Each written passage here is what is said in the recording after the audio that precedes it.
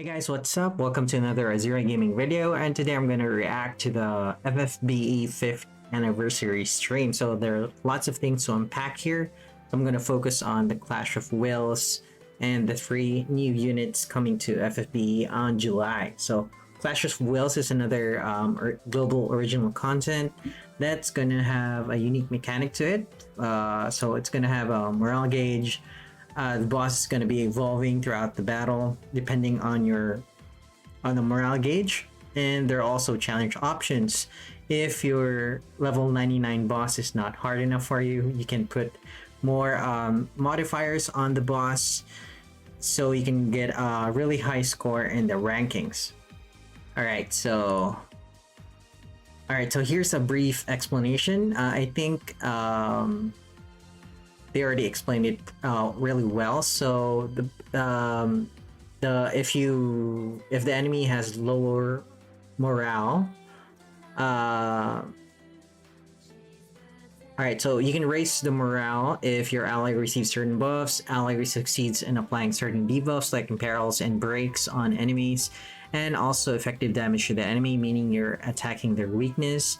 The morale gauge will lower against your team if the enemy receives certain buffs and enemy succeeds in applying certain debuffs like imperil to your allies, applying ailments, and then when the enemy KOs an ally, so it's gonna go to towards their gauge, towards their morale gauge. So you can see there's thresholds there on the morale gauge. I think if you push the bar far enough, like to 2 or 1, you will activate certain skills for future units that have skills that are morale based.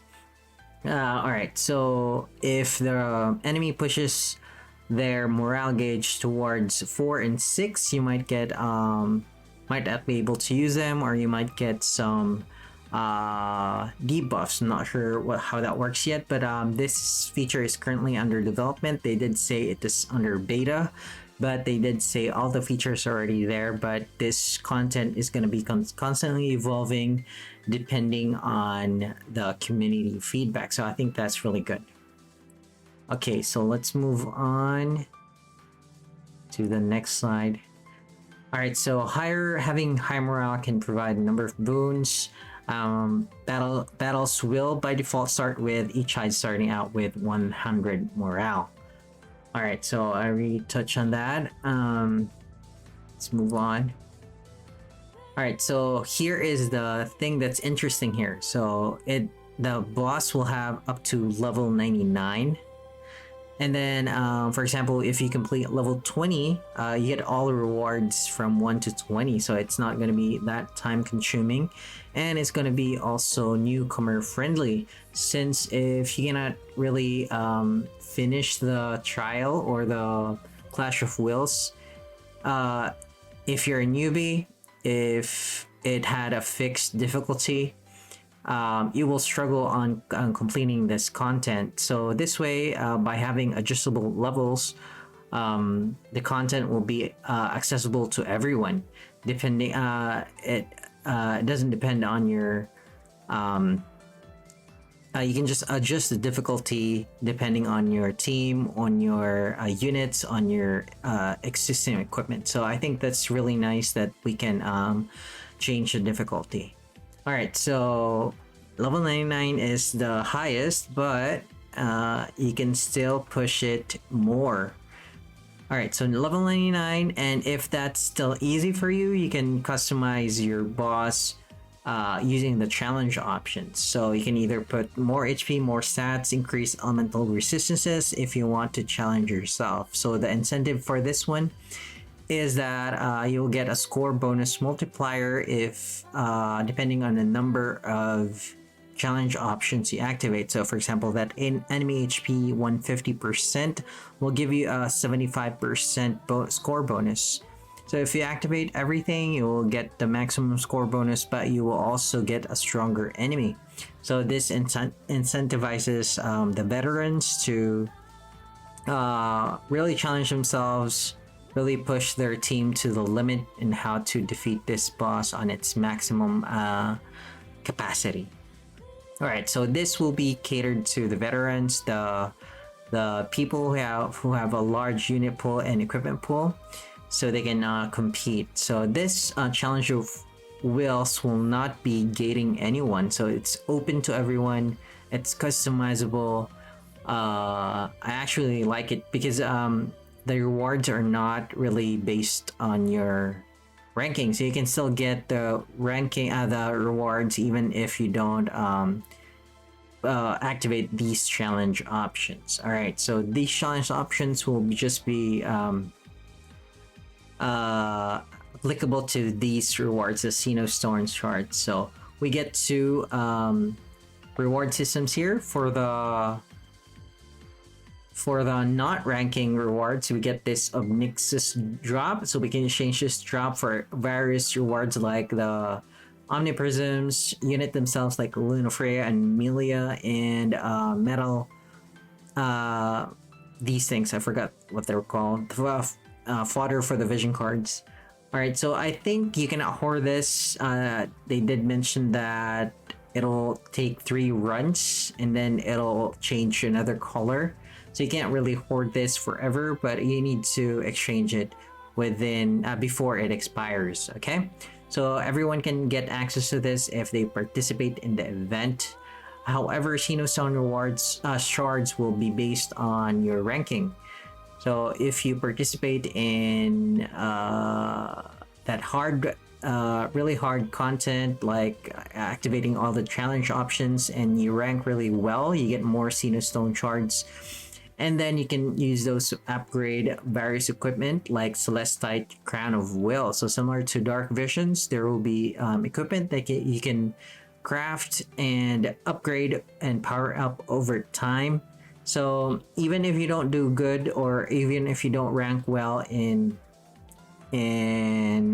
the Clash of Wills ranking, you will still get Stone shards. You can just save those for the future, because these don't expire. You can just hoard them until you are ready to use them. All right, so let's check it out, because there's not only one way to upgrade the Celestite Crown of Will. There are multiple ways, like options or modifiers that you can place on the crown to change what it does. So similar to the Aurora coat for Starlight Elena, that way you can switch around the stats of from attack to magic. This you can just put some attack and mag bonuses every turn, or LB damage, chain modifier cap, killers, or increase attack and mag static. So if you can tell here, it gives attack 90 and magic 90, so really high flat stats there. Pretty good on hybrid damage healers, especially Elena. Right, so you can use your the shards to put these passives on it. So you can, I think you can only choose one, but you can freely switch depending on what you want your unit to have. All right, so chain modifier cap is gonna be really useful. I really like this this upgrade strategy. All right, so this is gonna be accessible for everyone, but not everyone is gonna be able to get all these passives at once, especially if you don't rank well in the rankings. But people who rank well will get access to this crown faster. Okay, so let's move on. The first Clash of Will event will be Vestige of Morgana. So Morgana he's available in the Chamber of Vengeance, but this is her Vestige. All right, so first run will be July 1 to July 14, so that's 2 weeks, non-DV weeks. So these are going to be held every month. So once a month, there's going to be a 2-week duration for this, and they're going to separate it from the Dark Vision, so it's not overlapping. So really good planning there, scheduling. All right, so there's something to do besides wait for Dark Visions, and I think that's it. So overall, I'm really happy with this global content. And they did say that it's going to be on beta. That means it's not going to be fixed like this. If there's something wrong with it, based on the community feedback, they're going to fix it. So I'm really happy with that.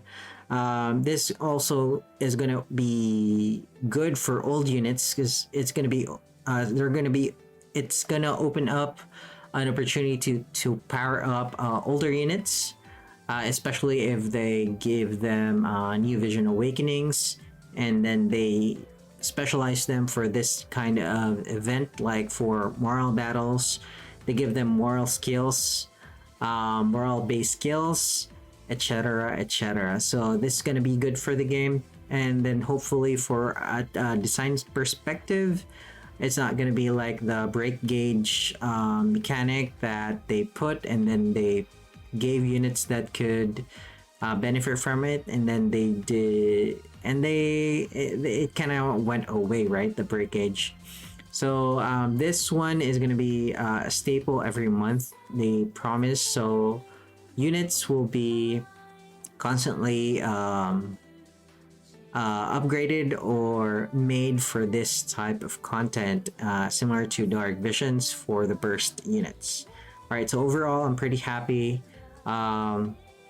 with this style of content because it's accessible to everyone, if I understood it correctly. All right, so let's move on to the units. So we're gonna get Louise. So she's gonna be a new vision unit for elemental forces. I think she's holding the fire crystal. So that's her normal form and brave shift form. So they did mention some of her abilities here. So she's going to be a fire element true dual wield magic attacker, so similar to NV Terra, but she's not an evoke damage healer. So she is primarily an LB damage healer that powers up with consecutive use, so similar to NV Zidane or our future NV Tifa or Sephiroth.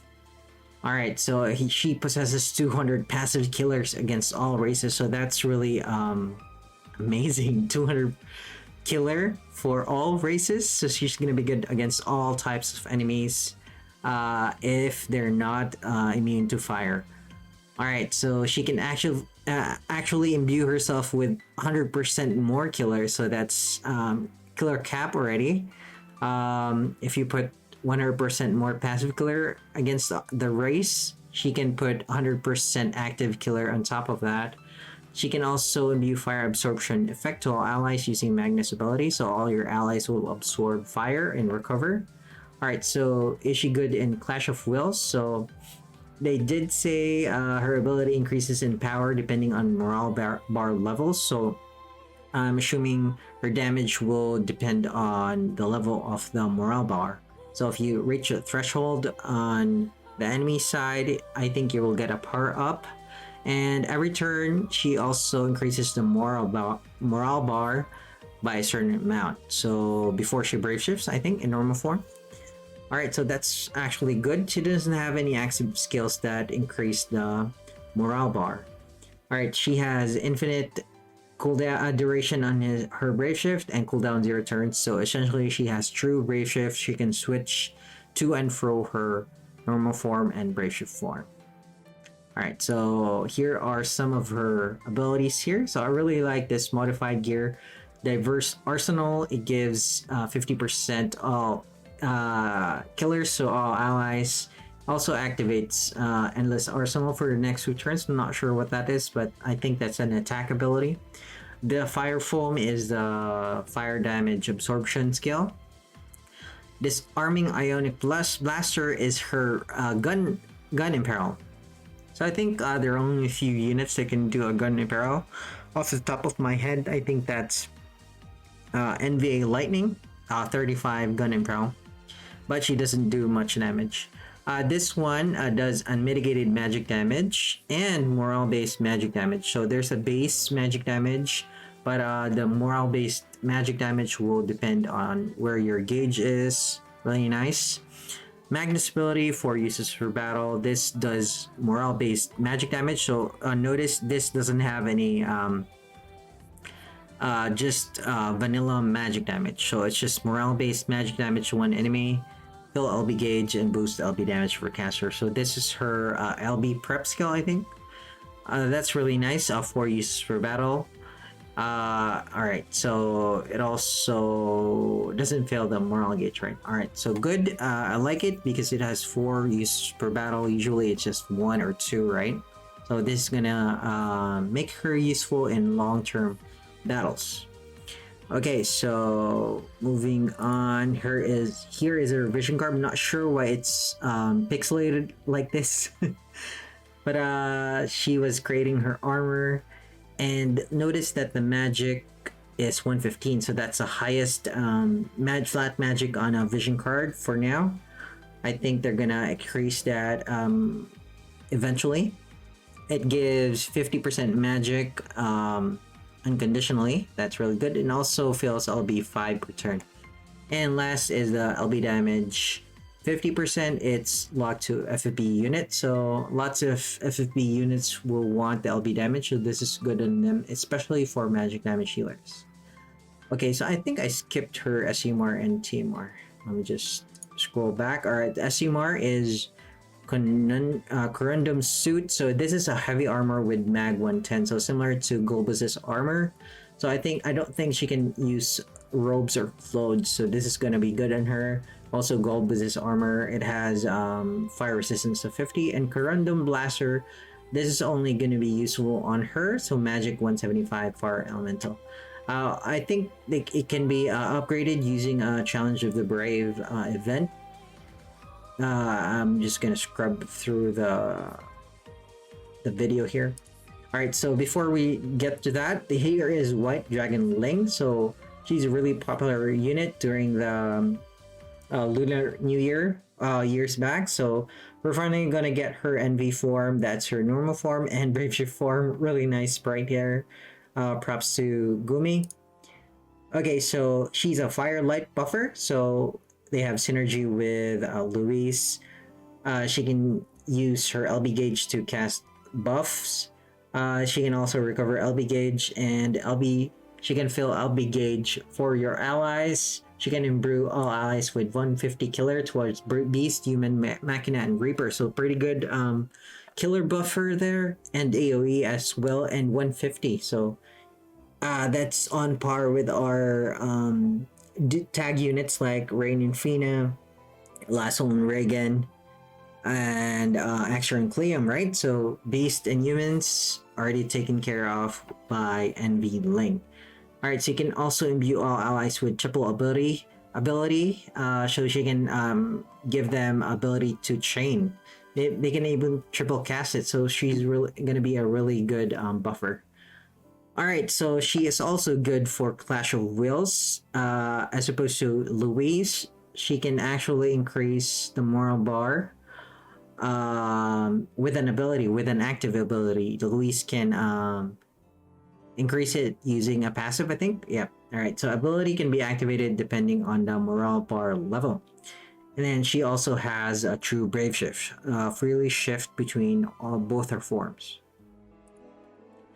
Okay, so let me just scrub. Okay, so here is her Super Chest Master reward. Daggers, White Dragon Fangs, 190, and also boost fill rate, LB fill rate by 150 and HP by 20. And her Chest Master reward is Refined Movement, boost HP and attack, and boost LB gauge fill rate. So lots of LB gauge fill rate for her. Vision card, also unique vision card. Not sure why it's pixelated, but they did say the vision card animation was really good, so I'm looking forward to seeing that. Also gives 115 attack, so that's really high. Highest was 110. So also her vision card passives, 50% attack unconditional, so really good. And the level 10 is kind of underwhelming at boost HP by 50, but it is unconditional. Okay, so who's this? All right, so new vision awakened Elena. So I really called it. They gave away the 5-star base Elena for free with her Prism and her SUMR Moogle. So I was thinking that they're gonna give us an NVA Elena, and here she is. Really good sprite. She's my favorite here among the three.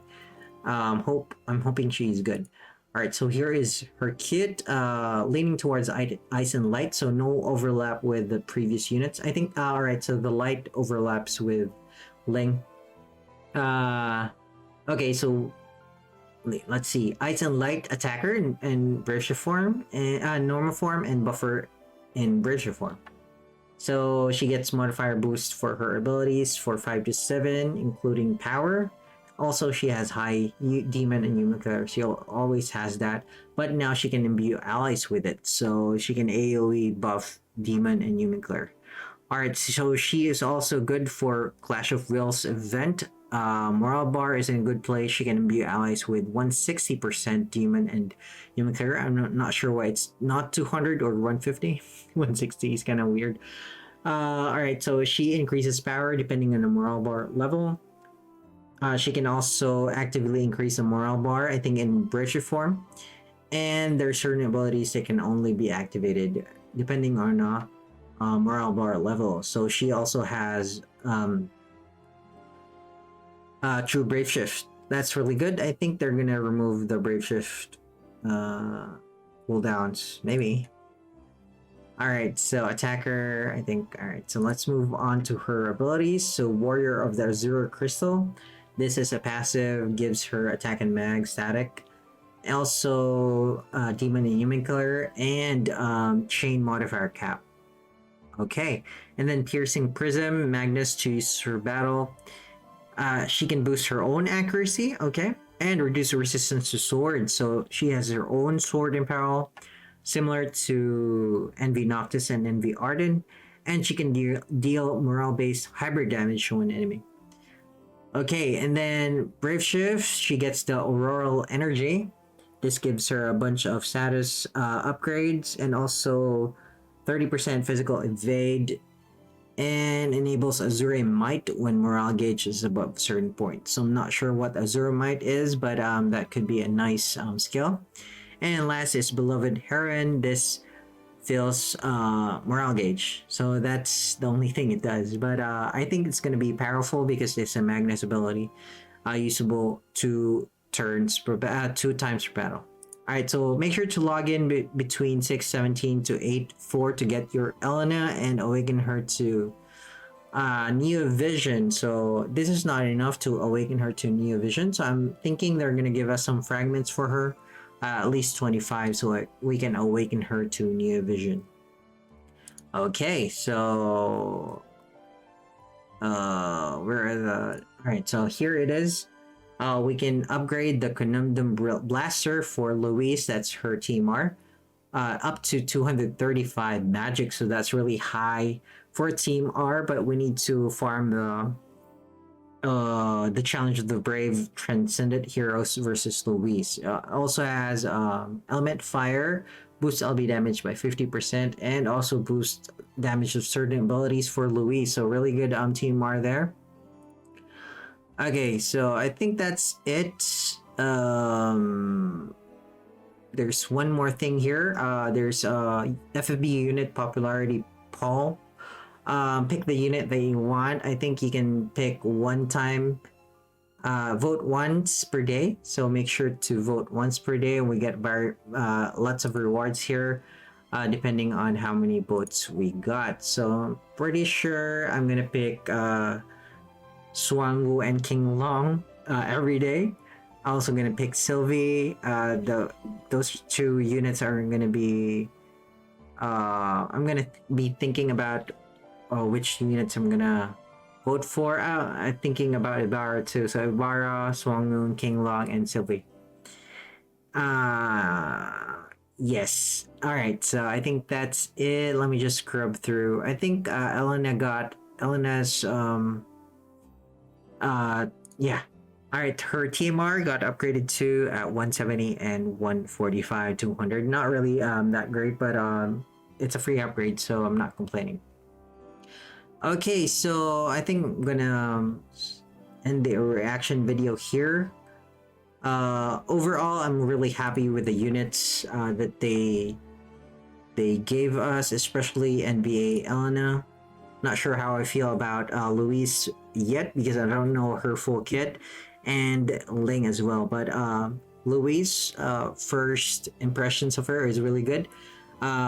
Especially impressed with her 200 passive killer for all races. That's really good. LB damage healer, LB damage finisher, I think. Elena will be mostly a buffer, I think. Hybrid damage healer in norm form. And then Ling will be a really nice buffer with lots of killer buffs. 150 of those. I think those are 5. Alright, and her Brave Shift sprite is amazing. Alright guys, I think I covered everything. Let me know if what you think about the global 5th anniversary live stream and the news about the 3 units in the Clash of Wills event. Let me know in the comments how you feel about that. I've been reading some posts on Reddit and Facebook, and they weren't happy with the rewards. They were comparing the rewards that we got compared to JP on their 5th anniversary. And I think that's a bit unfair because Global is a different game. We got different mechanics. We shouldn't expect to get the things that JP got similar to Global. So that's just my perspective there. That's just my outlook. Global has it better in terms of pitting units. So we get guaranteed unit at 40k lapis with summon coins. You can use the summon coins to get TMARs and SCMARs and fragments, on top of having NV exchange tickets to exchange for the unit itself. Also got global content and global original units. So I think that they struck a balance here, especially for the Clash of Wills that's going to be accessible for everyone.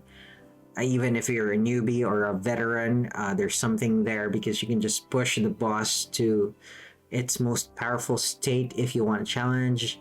If you don't have enough units to clear it, just lower the difficulty and you can still get the rewards. Alright, so that's how I feel.